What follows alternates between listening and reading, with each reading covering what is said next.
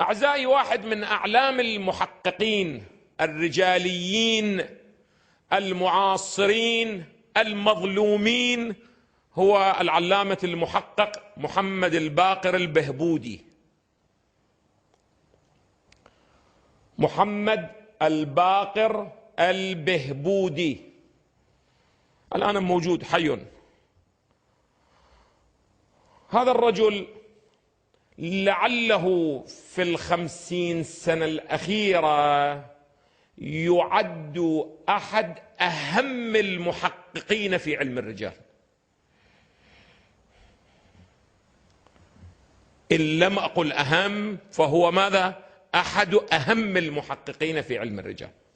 هذا الرجل أعزائي له كتاب في زمانه أورث ضجة كبيرة، فلهذا سحب الكتاب من الأسواق، ولعله فعل به ما فعل حتى اضطر أن يبدل عنوان الكتاب، وهو ما كتبه بعنوان صحيح الكافي. هذا الكتاب الآن ما موجود في الأسواق، وين بحثنا عنه احنا ما وجدنا الكتاب، في 3 مجلدات. هذا الرجل جاء وتعرض لأسانيد روايات أصول وفروع وروضة الكافي، وعلى أساس المناهج السندية الحديثة التحقيقية اللي هي التقسيم الرباعي صحيح موثق حسن ضعيف، قال هذا القدر من الروايات من أصول من الكافي صحيح، وهذا القدر من الروايات من أصول الكافي أو من الكافي ماذا؟ غير صحيح.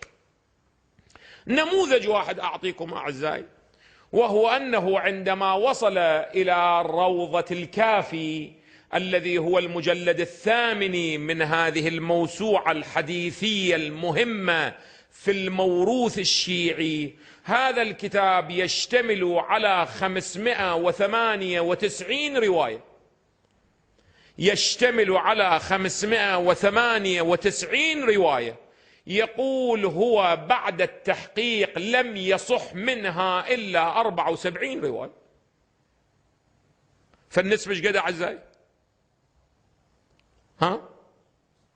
ايش قد؟ 10 12% 13% 11%. وهذه واقعا تورث الضجة أو لا تورث الضجة؟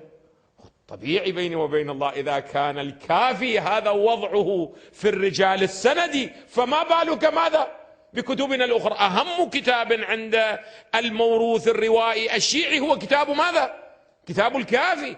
أما الكتب الأخرى فكثير حولها الكلام. هسه تعالون معنا إلى العلامة المجلسي. العلامة المجلسي قدس الله نفسه صاحب البحار، وما أدراك ما البحار، اللي إن شاء الله في اليوم هم نتكلم لكم عنده عن البحار، أن هذا البحار واقعا ماذا يوجد فيه؟ ماذا يوجد في هذا الكتاب اللي الآن يشكل كل العقل الشيعي وكله يدور مدار ماذا؟ مدار البحار. صاحب البحار هو نفسه في مرآة العقول، خلوا ذهنكم يمي، في مرآة العقول اللي تعليقته على روضة الكافي بحسب أسانيد وبحسب المنهج السندي لا يصحح إلا 61 رواية فقط من الكتاب.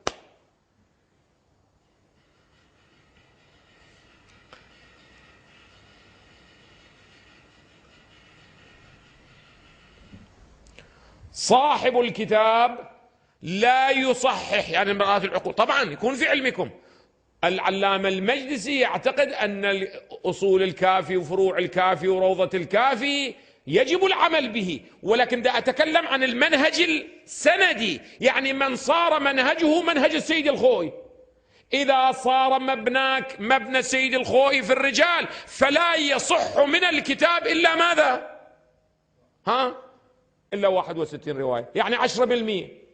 وأخيرا أعزائي وقع بيدي كتاب للعلامة والشيخ محمد آصف محسني. أنا بودي أن هذا الأعزاء أيضا يطالعوا للشيخ آصف محسني، خصوصا بحوثه في علم الحديث، هو جدا كتاب مهم أعزائي.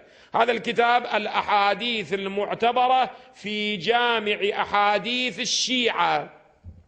هناك في صفحة أعزائي التفتوا لي أعزائي، هذا الكتاب في صفحة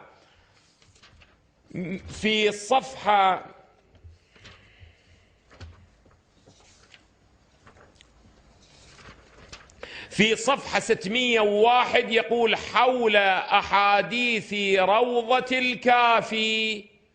الرجل شوية متساهل مع الشيخ الكليني. في صفحة 604 يقول: هذا ما أحكم باعتبار أسانيدها من الروايات المذكورة بحسب ما أدى إليه نظري، وهي قريبة من ربع الروايات المذكورة في الروضة. فإذا نسبة الروايات اللي صححها الشيخ آصف محسني إيش قد أعزائي؟ 25%، يعني 150 رواية